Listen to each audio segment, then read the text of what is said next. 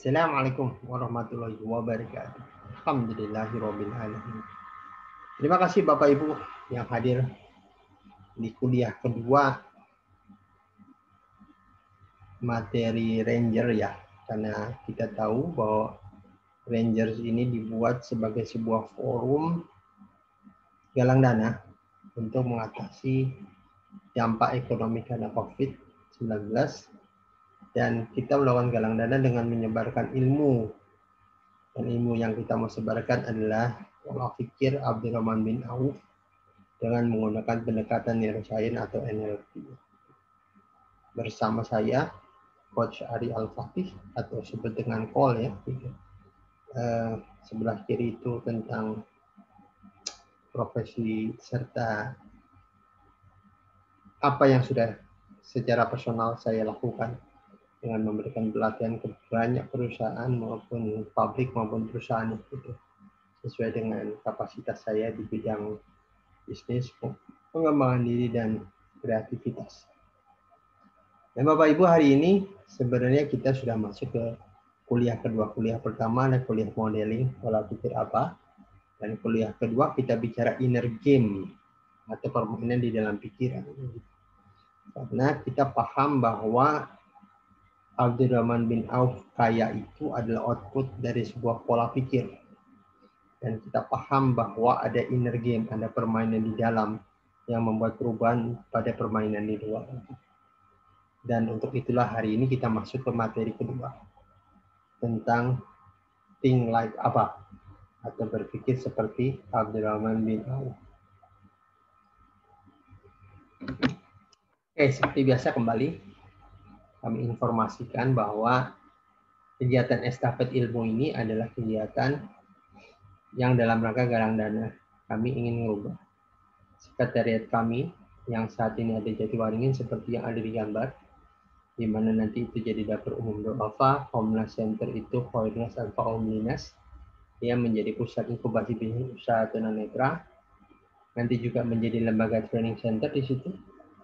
Dan kita membuat koperasi layanan patungan modal atau layanan turunan usaha gitu.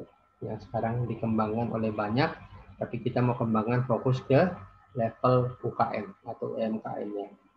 Karena yang ada ini cukup rigid gitu, cukup susah menjadi pemainnya dan kita ingin mempermudah. Kembali Bapak Ibu, diharapkan Bapak Ibu mengestafetkan ini pada 2 orang, sehingga dari 2 menuju 4, 8, 16 bisa sampai 1 juta dan silakan infak. Itu mudah-mudahan kita bersama bisa membuat perubahannya. Karena nanti rumah ataupun gedung yang jadi itu akan kita wakafkan. Jadi gedung itu menjadi milik umat, ya. Bukan milik perorangan lagi. Oke, kita akan mulai materi kita tentang NLP and modeling, itu memodel Abdurrahman bin Auf dan mastering di inner game. Jadi dengan memahami tentang permainan apa yang ada dalam pola pikir Abdurrahman bin Auf, kita bisa memodelnya dan sehingga external behavior-nya atau tindakan behavior-nya bisa membuat kita memodelnya. Karena kembali external behavior adalah output dari permainan di dalam pikiran manusia. Dengan memodel dalamnya, insya Allah kita dapat outputnya, insya Allah kita dapat hasilnya. Karena kembali hasil itu berubah karena tindakan, dan tindakan berubah karena pola pikir. Memodel pola pikir yang sama akan membuat tindakan yang sama, dan pada ujungnya insya Allah memberikan hasil yang sama. Nah, hari ini kita akan bicara dua ide dari Abdurrahman bin Auf. 2 pola pikir Abdurrahman bin Auf. Yang pertama ada tentang bagaimana dia begitu gagahnya, begitu yakin bahwa akan kemampuan, yakin akan jaminan rezeki Allah gitu. Ketika dia berikan harta yang berkah dari saudaranya, Abdurrahman bin Auf malah meminta tunjukkan padaku jalan menuju pasar. Artinya Abdurrahman bin Auf yakin ketika sampai pasar dia bisa membuat perubahan di dalam kehidupannya. Dan karena itulah kemudian Abdurrahman bin Auf pernah mengatakan, sungguh kulihat diriku, seandainya aku mengangkat batu, niscaya ketemuan di bawah emas dan perak. Ini bukan kesombongan, tapi sebuah keyakinan bahwa apa yang diusahakan, bahwa Allah akan bisa membantu dia apapun tujuannya, dan bahkan di bawahnya ada emas dan batu, emas dan perak ya. Dan ini sebuah keyakinan. Kita harus paham di balik ini ada sebuah program berpikir atau sebuah mental kelimpahan yang tinggi yang ada di dalam benak Abdurrahman Auf. Inilah bukan manusia cengeng, manusia ketika berangkat dengan hanya baju di badan. Dan ingat loh, ketika mengatakan ini Abdurrahman Auf, posisinya posisi bukan posisi orang kaya. Posisinya orang miskin dengan hanya baju di badan. Tapi dengan kondisi itu dia masih mengatakan dua hal perkataan ini, dan luar biasa. Bagaimana orang seperti dia dengan mental pelimpahan. Dan inilah yang dimaksud mental kaya, yang mungkin di buku terkenal ya, Think and Grow Rich yang dimaksud.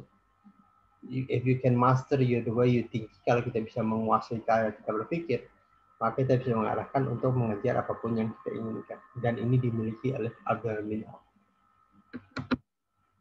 Jadi sekarang kita pikir, apa yang terpikir oleh kita tentang orang kaya? Jadi bukan kita orang kaya, apa yang kita pikir tentang orang kaya? Pikirkan saja, ambil secari kertas dan pikirkan. Secara spiritual, bagaimana kehidupan dia secara spiritual? Secara identitas, dia mengatakan apakah dalam dirinya tentang kekayaannya. Secara kontribusi, apa yang dia kontribusikan, apa yang mau dia kontribusikan pada dunia, bisa berupa donasi, bisa berupa kepandaian dan sebagainya. 4.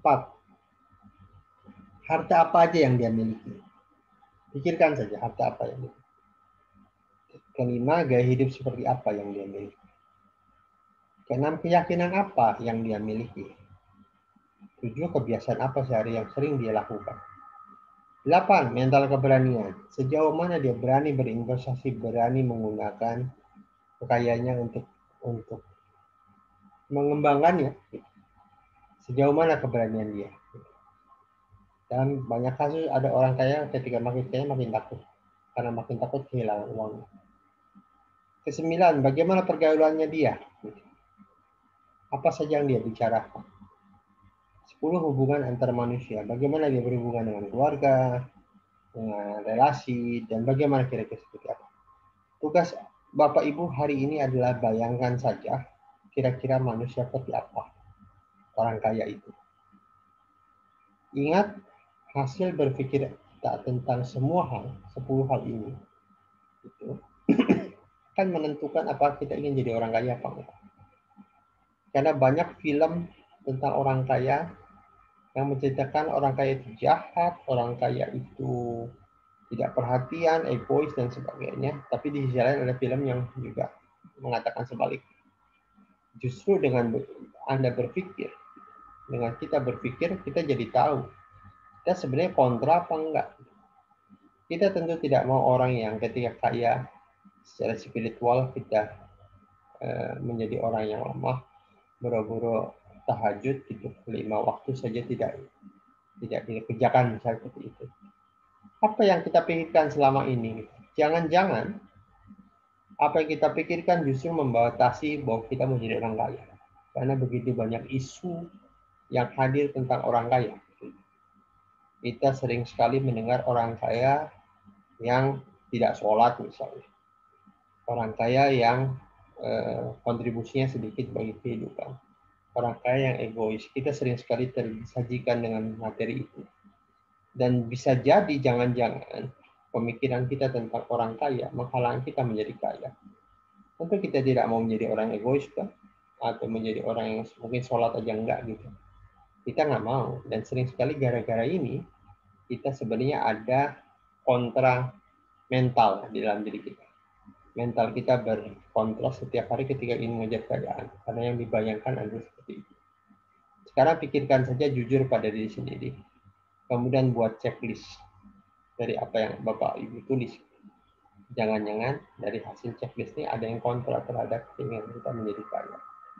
Untuk itu perlu namanya direvisi atau di-reframing. Clear ya, angka 1. Kedua, tuliskan pada diri kita kalau sekarang kembali. Kalau kita menjadi orang kaya, apa yang akan kita ganti? Lingkungan teman, pekerjaan, media humor kita apa? Orang biasa nggak ada YouTube, terus mau di humor kita apa? Mungkin tempat tinggal kita, kendaraan, makanan, pakaian, atau cara beribadah kita. Apa yang mau kita ganti ketika kita kaya? Untuk apa kita menuliskan ini? Karena pahami ketika kita mengatakan ya pada setiap kita mengganti teman kita, itu artinya kita memang sedang membuat perubahan secara total dan memang kita merasa kurang dengan lingkungan teman seperti itu. Gitu. Media humor dan cara beribadah kita. Apakah cara beribadah kita perlu kita ganti dengan menjadi lebih kuat dan sebagainya atau justru malah lebih lemah? Perhatikan saja, tulis saja, kemudian lihat apa yang akan Anda ganti. Dari dua form tadi, form pertama dan form kedua, maka kita bisa putuskan apakah kita benar-benar mau jadi orang kaya atau enggak. Tuliskan di dalam tulisan, ya saya mau jadi orang kaya, atau tidak, saya tidak mau jadi orang kaya seperti ini, tapi saya mau jadi orang kaya seperti itu. Tuliskan saja apa yang Anda inginkan. Sekarang kita lihat perbandingannya setelah kita pikirkan, menuliskan. Ada Einstein mengatakan bahwa sebenarnya kaya itu tentang kapasitas untuk berpikir, kapasitas kita berpikir. Jadi apa yang kita lihat, apa yang kita gunakan sehari-hari, itu sebenarnya dari pemikiran orang kaya. Dari pemikiran orang-orang yang mau memikirkan hal baru, sehingga hal baru itu dia serve, dia layani dia masyarakat, sehingga dapat uang dari situ. Inilah pemikir kaya. Karena pada dasarnya sebenarnya tidak ada orang kaya dan orang miskin, yang adalah pemikir kaya dan pemikir miskin. Nah, pemikir kaya tidak sama dengan memiliki uang ratusan miliar di bank, tapi takut akan hilang uang mereka. Jadi, sering sekali kita bahkan bertemu orang, semakin kaya dia malah semakin takut berinvestasi, semakin takut uangnya kehilangan, dan semakin tidak bisa tidur dia. Gitu. Karena takut sekali akan uang yang hilang. Sehingga sebenarnya dia menjadi miskin kembali. Kenapa miskin? Dia takut banget uangnya hilang. Orang kaya tidak takut uangnya hilang. Karena dia pemikir kaya. Pemikir kaya artinya create sesuatu untuk bisa menjadi uang. Dia create sesuatu menjadi karya, dan karya itu dia jual.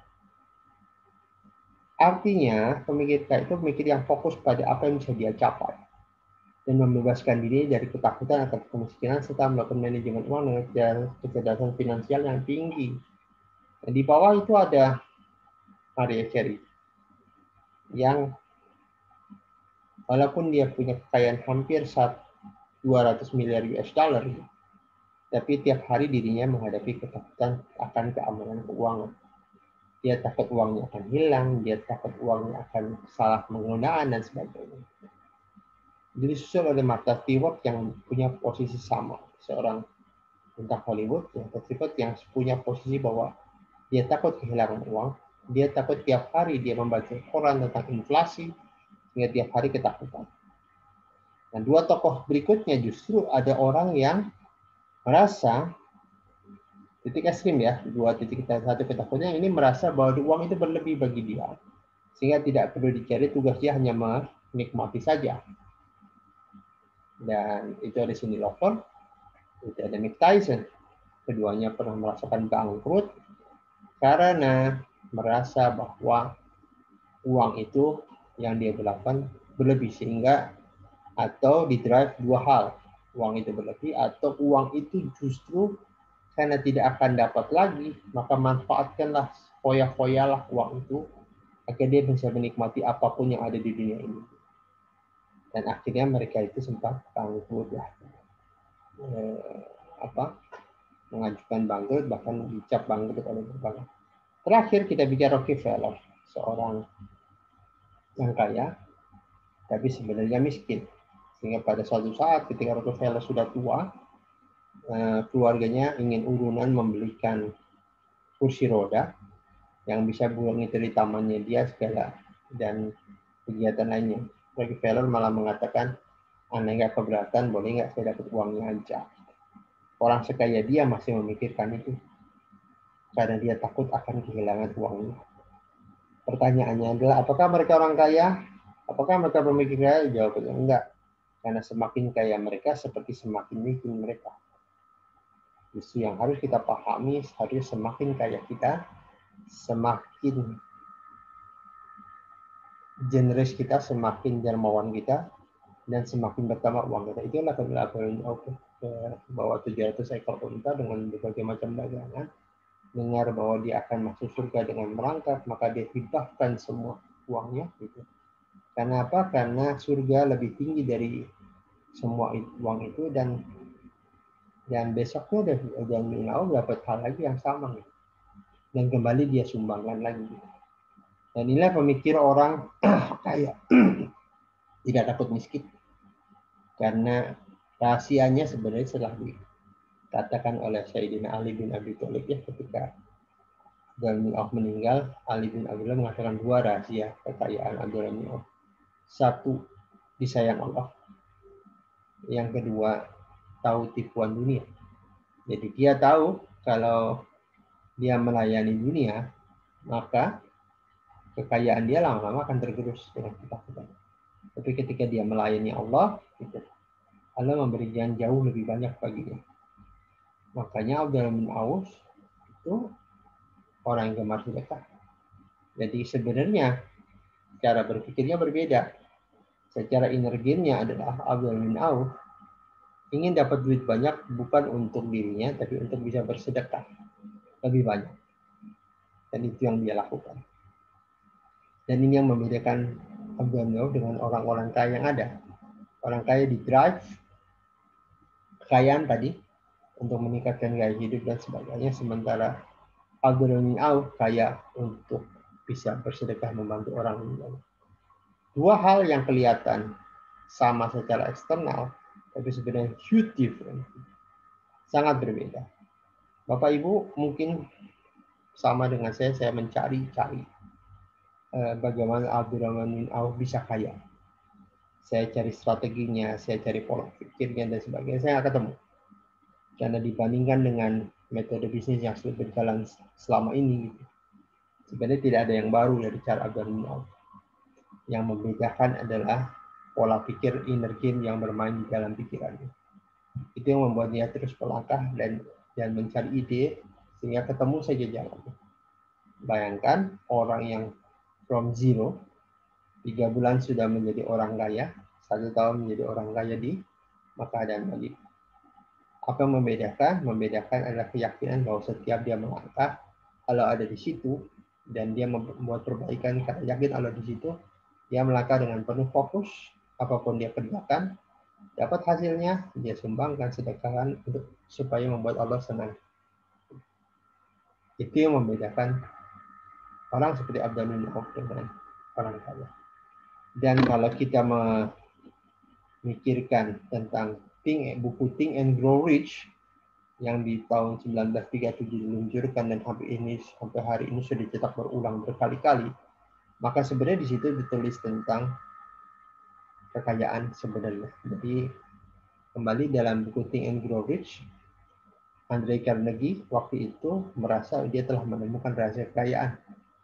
Rahasia kekayaannya adalah dari kuasai cara berpikir. Jangan pernah sekali-kali menjadi orang miskin dalam pikiran. Tidak ada hubungannya dengan dunia internal. Bisa saja kita tidak punya uang, tapi jiwa kaya atau pemikiran kaya ada dalam pikiran. Dan itulah oleh Andrew Carnegie, kemudian dia mengutus Napoleon Hill untuk mewawancarai teman-teman rekan-rekannya.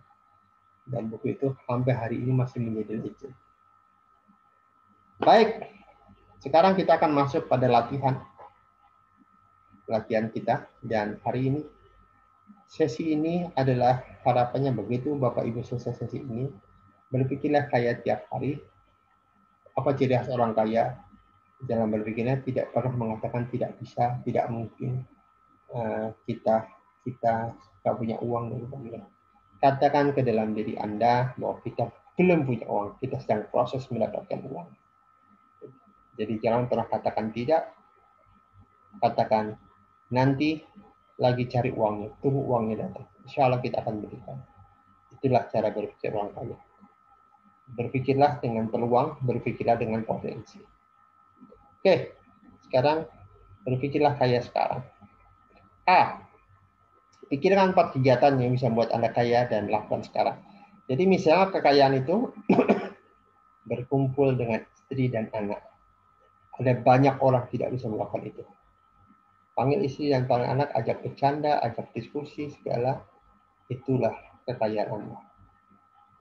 Banyak orang tidak bisa melakukan itu. 2. Apa misalnya? Panggil anak Anda, peluk dia, ajak bercanda dia, gitu. Ketika hari-hari kerja orang kerja, Anda mungkin tidak punya uang, tidak ada kerja, tapi Anda bisa membahagiakan anak Anda dengan menemaninya bermain. Itu salah satu kegiatan. Dan itu membuat tidak semua orang bisa melakukan itu. Dan buat diri Anda berdaya di saat itu. Oke, lakukan 4 hal, tulis 4 hal kegiatan yang bisa Anda kaya, dan kalau bisa Anda lakukan itu sekarang. Dan buat diri Anda kaya hari ini juga. B. Tuliskan 4 hal yang akan Anda lakukan kalau Anda punya cukup uang. Kemudian nanti kita akan gunakan kode anchor ya. C. Nanti kita akan menggunakan teknik perceptual position, di mana Anda boleh mengeluhkan apapun tentang hal cara memberikan uang, dan Anda konsultasikan dengan orang yang profilnya mirip Abdul Amin Auf. Siapapun itu Anda boleh create secara fantasi atau siapapun itu. Oke, langkah A sudah dilakukan, sekarang kita mulai langkah B. Cara langkah B sederhana. Ya. Anda pilih satu kode. Ini kita sedang memancing pikiran kita untuk bekerja. Ya. Pikirkan satu kode, apapun itu di tangan Anda. Gitu. Kayak itu kan memegang area jari tengah. Gitu. Di atasnya ada juga yang lain. Ini langkahnya. Langkah pertama, apa 4 hal yang akan terjadi pada diri Anda bila Anda punya uang yang cukup untuk membeli semua kebutuhan dan keinginan Anda? Apa yang terjadi? Nomor 1, tuliskan. Nomor 2, tuliskan. Nomor 3, tuliskan. Nomor 4, tuliskan. Bagus sekali. Nah, sekarang kita akan duduk. Tenang. Tarik nafas. Pejamkan mata. Tarik nafas lagi, pejamkan mata. Tarik nafas, keluar. Fokuskan pada nafas yang keluar. Bagus sekali. Sekali lagi, tarik nafas, keluar. Perlahan, bayangan pertama, apa yang terjadi bila Anda punya semua uang yang Anda butuhkan. Apa yang mau Anda lakukan pertama? Bagus. Masuk dalam bayangan tersebut. Bila ada sebuah gambar, besarkan gambarnya. Bila ada suara, kuatkan suaranya. Dan rasakan perasaan Anda. Makin kuat, makin nyaman. Bagus, Pak. 1, semakin kuat. 2, 3, semakin kuat. 4, semakin kuat. 5, semakin kuat. Dan sekarang gunakan kode Anda. Anda boleh gunakan sinyal Anda ya. Tadi kita buat bisa sentuh area tadi jari tengah seperti yang digambar. Dan bayangkan setiap Anda sentuh, bayangan itu makin jelas, semakin kuat. Rasakan perasaan Anda. Bagus sekali. Bagus sekali. Tarik nafas sekarang. Lepaskan jari Anda atau tangan Anda. Karena pikirkan hal kedua yang Anda bisa dapatkan dengan uang yang Anda miliki. Bagus. Bayangkan gambarnya. Buat besar gambarnya. Tidak ada suara, kuatkan suaranya. Tidak ada perasaan, kuatkan perasaan Anda menjadi 10 kali lipat, 20 kali lipat, 100 kali lipat. Dan biarkan gambarnya berputar. Bermain. Bagus sekali. Dalam kondisi ini, saya ingin Bapak, Ibu menggunakan kode tempat yang sama yang tadi. Disentuh dengan cara yang sama. Dan bayangkan setiap sentuhan membuat kode dan gambar itu menjadi kuat, perasaan Anda menjadi kuat. Bagus sekali, bagus sekali. Bagus sekali. Sekarang lepaskan tangan Anda. Masuk ke hal ketiga yang bisa Anda lakukan. Kalau Anda mempunyai uang yang cukup untuk beri kebutuhan Anda. Kuatkan gambarnya. Besarkan gambarnya. Kuatkan suara. Kuatkan perasaan. Bagus sekali. Sekarang gunakan kode yang sama. Dan rasakan setiap kode ini disentuh, seluruh perasaan bahagia, seluruh perasaan nyaman hadir bersama Anda. Bagus. Sekarang tarik nafas, lepaskan kodenya. Kemudian sekarang masuk lagi ke hal keempat. Apa yang bisa Anda lakukan dengan uang? Bagus. Besarkan gambarnya. Kuatkan suara. Kuatkan perasaannya. Sekarang gunakan kodenya. Sentuh area yang jadi tengah. Dan rasakan semakin sentuh, semakin kuat perasaan, semakin kuat gambar, semakin kuat suara. Bagus sekali. Lepaskan tangannya, tarik nafas. Kali ini Anda kembali sentuh area tadi. Dan rasakan seluruh perasaan, seluruh gambar apapun yang muncul. Seluruh perasaan positif mengalir ke dalam diri Anda. Dan rasakan setiap disentuh, perasaannya mengalir ke setiap aliran darah. Sel-sel di dalam diri Bapak Ibu. Bagus sekali. Tarik nafas, katakan Alhamdulillah, terima kasih Allah telah merasakan perasaan ini. Kapanpun dimanapun saya ingin mendapatkan perasaan ini, saya hanya gunakan kode ini atau sentuh area ini, dan semua perasaan ini bersama saya. Tubuh dan pikiran saya mengerti. Tarik nafas, ucapkan Alhamdulillah, lepaskan tangan, dan Anda boleh buka mata. Ya, ini adalah langkah Anda, cara Anda, satu saat ingin memulai bisnis, usaha mencari uang, ketika Anda merasa down, gunakan teknik ini. Dan kemudian melangkah. Jangan berpikir lagi.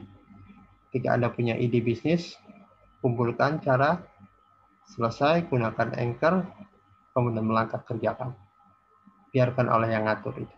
Ini langkah pertama. Anchor ini adalah alat tools Anda untuk memulai hari, untuk menjalankan rencana atau tindakan yang sudah Anda kembangkan. Jangan lagi berpikir tidak mungkin, salah, dan sebagainya. Go dengan penuh keyakinan.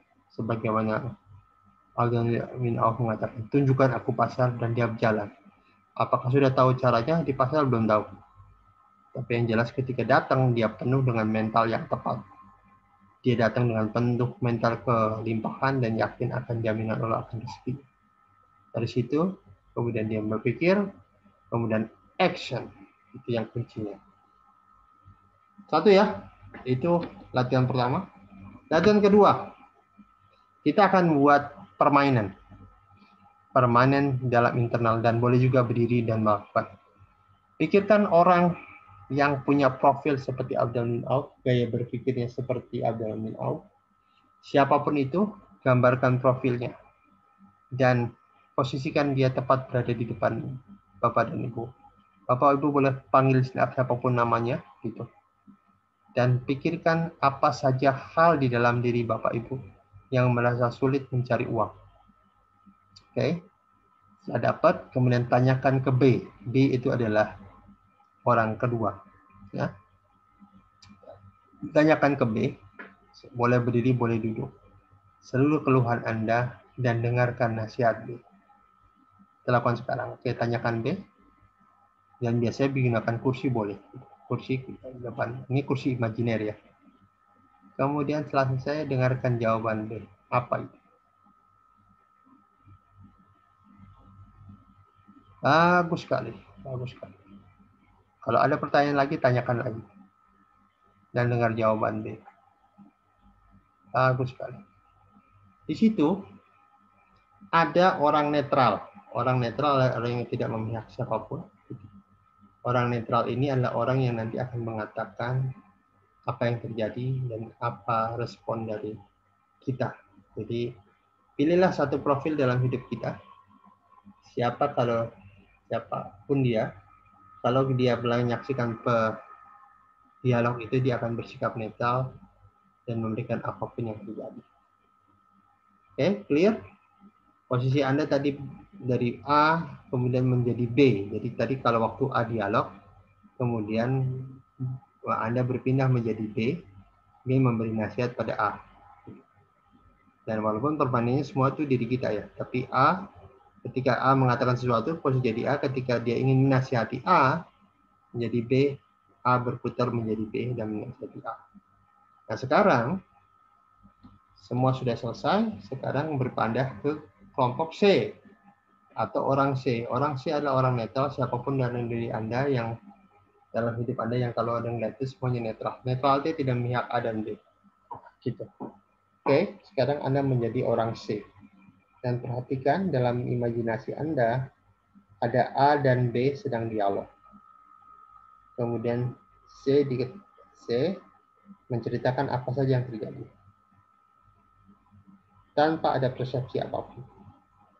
Bisa saja C mengatakan ada si A dan B, jadi si A berdialog tentang A, B, C, D, E. Si B memberi nasihat yang bagus, A, B, C, D, E.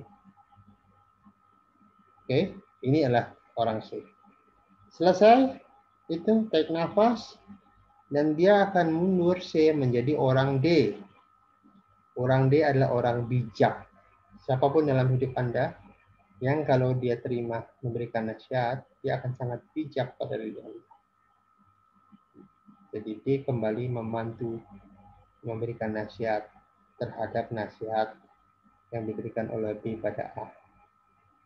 Silakan, D sekarang saatnya memberikan nasihat pada A.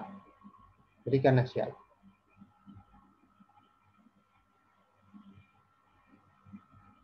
Bagus, katakan terima kasih. Kemudian sekarang A melangkah menuju area E. Di sini adalah area di mana Anda berada dalam entah kapan, di mana suatu saat, dimanapun, pernah merasa khusyuk dekat dengan Allah.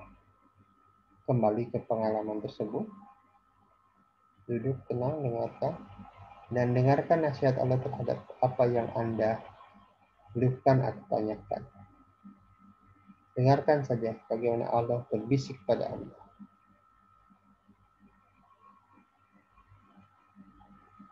Bagus sekali. Lakukan ini senyaman Anda. Bila sudah cukup, Anda boleh kembali ke posisi A. Tarik nafas dan katakan Alhamdulillah. Dalam pikiran Anda hari ini adalah Anda dipenuhi dengan jawaban-jawaban, opsi-opsi yang terbaik, dan tugas Anda adalah memilih opsi kemudian melangkah. Inilah cara satu teknik untuk mengatasi mental block kita dalam mengatasi apapun tantangan finansial kita. Teknik ini disebut dengan perceptual position. Ada 5 posisi. Dan masing-masing posisi memegang peranan. Tapi semuanya dimainkan oleh kita secara personal. Ini disebut dengan teknik energi, dan ini bisa membantu Anda melangkah mengejar apapun tujuan finansial. Ingat kembali, seperti yang sudah kita diskusi. Tidak ada yang istimewa dari apa yang dilakukan oleh Abdul secara cara atau strategi. Tapi yang istimewa adalah orang yang menjalankan strategi. Karena hanya orang spesial yang mendapatkan hadiah spesial. Dan kita berhadapan dengan zat atau dengan orang, profil yang sangat spesial di hadapan Allah. Termasuk salah satu orang yang disebutkan masuk surga. Walaupun sebagian menyebutnya dengan merangkak. Gitu. Dan orang yang sudah tertulis di dalam surga. Ialah orang yang pantas kita ikuti. Dan salah satu hal yang kita ikuti adalah orang yang sangat yakin akan jaminan Allah pada rezeki. Dan dia berlari mengejarnya dengan penuh keyakinan bahwa ada emas dan perak di dalam tanah yang dia bisa gali. Baik, Bapak Ibu, ini yang tadi kita pelajari. Hari ini berharap kami, Bapak Ibu, membantu kami mengestafetkan video ini atau pembelajaran ini dengan harapan banyak orang tercerahkan ya. Dan ajak mereka masuk ke dalam channel Telegram, di mana di dalam channel Telegram akan ada banyak ilmu dan materi diberikan yang berhubungan dengan perilaku Abdurrahman bin Auf.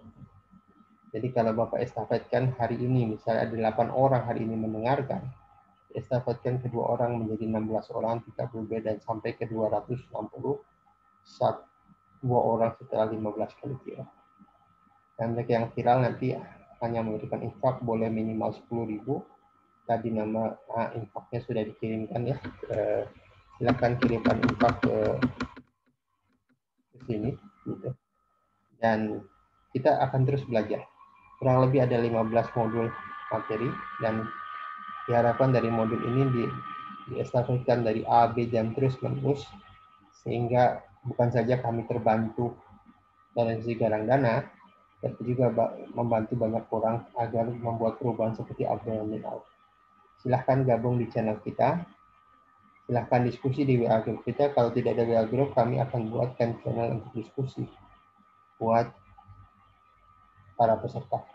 Dan kita akan sama-sama nanti kalau perlu setelah masa COVID ini selesai, masalah PPKM selesai, kita akan bertemu dan berlatih bersama, membuat profil atau memetakan perilaku apa, dan kita akan modeling semua dengan teknik yang lain. Baik Bapak Ibu, semoga program estafet ilmu ini menjadi inspirasi. Kembali, ilmu tidak bisa berhenti, ibarat air tidak bisa berhenti mandek di Bapak dan Ibu. Sebarkan ilmu ini pada minimal 2 orang, jadikan ini bagian dari sedekah, dan mereka akan belajar bersama dan bareng-bareng membuat perubahan. Sekian dari kami, mohon maaf bila ada salah. Assalamualaikum warahmatullahi wabarakatuh.